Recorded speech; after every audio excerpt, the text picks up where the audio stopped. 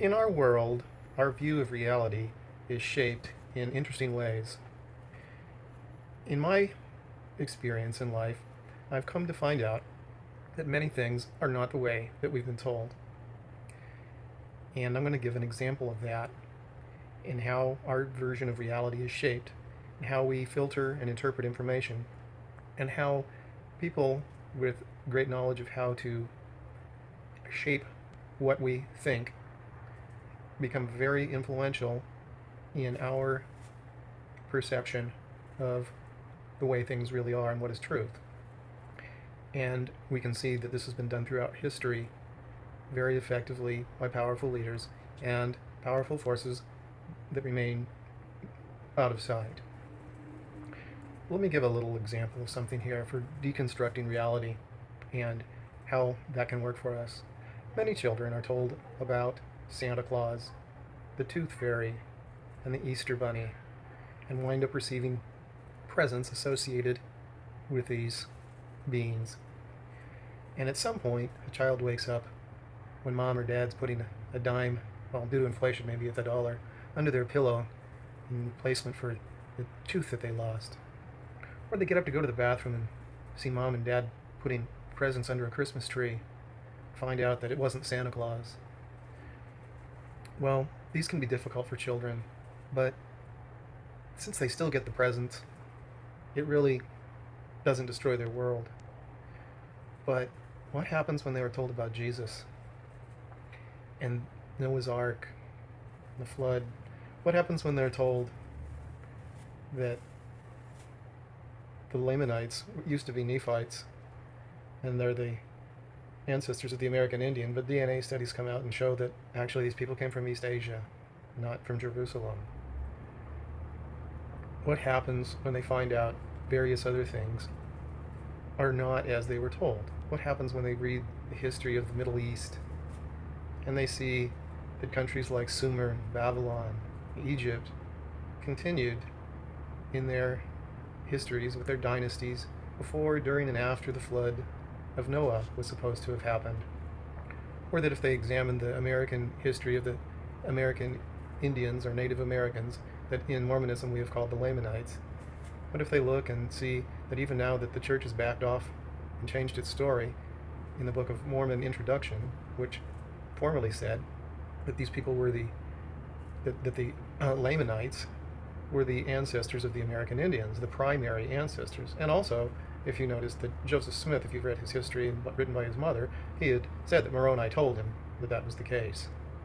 And now in the Gospel Topics essays on LDS.org, we see things like, well, maybe they came across, scientists say they could have come across a land bridge. Well, the land bridge, as we know, was there long, long before Adam would have been there, and Noah's flood would have washed anyone away that was there before 2344 BC. So what happens when our world starts to get shattered there? Because in these cases, we're seeing evidence that the stories we've been told as an integral part of religious belief systems upon which we base our belief that loved ones can be together forever in eternity, that we'll be resurrected, things like that. It's all tied in. So we can't afford for these things not to be true, for things that disprove the verity of the entire gospel plan that is central to our lives.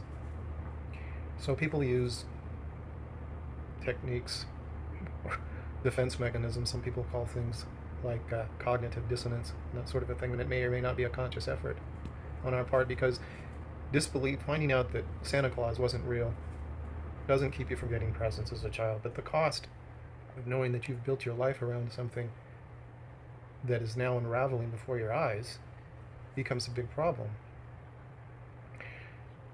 Okay, let me pause this for a moment. So throughout history, we can see evidence of manipulation of people's beliefs and practices. In other words, information and behavioral control exercised by those in power. We can see this in the Roman Empire. We can see this in the Holy Roman Empire with the Catholic Church. It was very restrictive of the information, the scriptural information that was getting through to the people. They controlled what went into the book they called the Bible, made up of many books, with Hebrew writings and perhaps Greek and Roman writings, depending on who you tend to believe when you investigate things. We know that they used labeling. They would label people as heretics, or following the devil, or witches, people who believed something other than the dogma being taught by the all-powerful church. They, whether these people were using, texts, Gnostic texts, which didn't make it into what the Catholic Church decided to put in the Bible, or maybe they had some other belief system. They were labeled as followers of the devil and burned at the stake. Not only that, in the Inquisitions, people's villages were invaded by authorities who would accuse certain people of being heretics, or just not believing in the, being a secret believer in something besides the approved doctrine, and they were killed, often burned at the stake. This is horrendous. So the penalty for not believing the dogma being taught by those in control was terrible. So we see creeds. Catholicism is a good example of that, but there are many more, and they use a technique called groupthink. The words "we believe." We believe in God being, and then they describe him, all-powerful, all-knowing, the Catholic version is different from the Jehovah's Witness version, or the LDS Church version, or other Mormon versions, or other Protestant versions, and they vary in some ways, about the Trinity and so on and so forth. So groupthink is something you might read about in the book 1984 by George Orwell. That's where we get the word, or the term, Orwellian. And we talk about thought control and behavior control being used to have a society where there was maximum control over the people by a supreme power. But we see these things exercised in religion and politics, or political entities, because they're both organizations that exercise control and derive power and wealth from the people whom they subjugate, or whom willingly choose to follow, at least at first, but whose thoughts and behavior are controlled in manners that are well understood by those in control at the top. One term used for such control of people is coercive persuasion. That has another term, another way of saying that, which is called mind control, or group mind control. And that word is that term is kind of loaded, so we have attachments to that. So we might think, oh, that's a little too wild. My church wouldn't do that. If we say coercive persuasion, we might think, which is the same thing with a different term or different words attached, we might think something completely different. However, I've mentioned the Catholic Church, and I haven't got much into how various governments do that. But we can take a look, or just mention, certain religious movements that we would call cults. And by the way, if you look at the definition of a cult, pretty much all religions tend to fit it. Many do. You could say Christianity is a cult. But it's a loaded word because it's been used. We've been conditioned to feel, certain words mean things are terrible, like cult, or racist, or bigot, or these days what else? Misogynist, anti-Semitic. It's a powerful term that the Anti-Defamation League, the ADL, has used very effectively to give a bad name to people that only voiced a different opinion from certain pro-Zionist ideals or movements or activities. They're named anti-Semitic, which in many cases is not at all accurate. Just like calling someone a racist, for something that is not racist.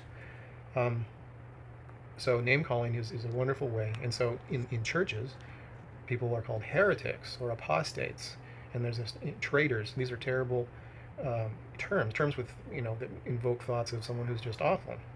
And I mentioned how the Catholic Church has done that, and we can see how control of what we think and do and what we associate is very powerfully done in certain organizations, and we've seen ones where terrible things wound up happening, like the People's Temple, or you can see how some people feel that that's done to the great detriment to people in Scientology, and ex-Jehovah's Witnesses witness of how they are really abused in their system of coercive persuasion that is using information control and behavior control and labeling and heavy penalties, threats, and peer pressure.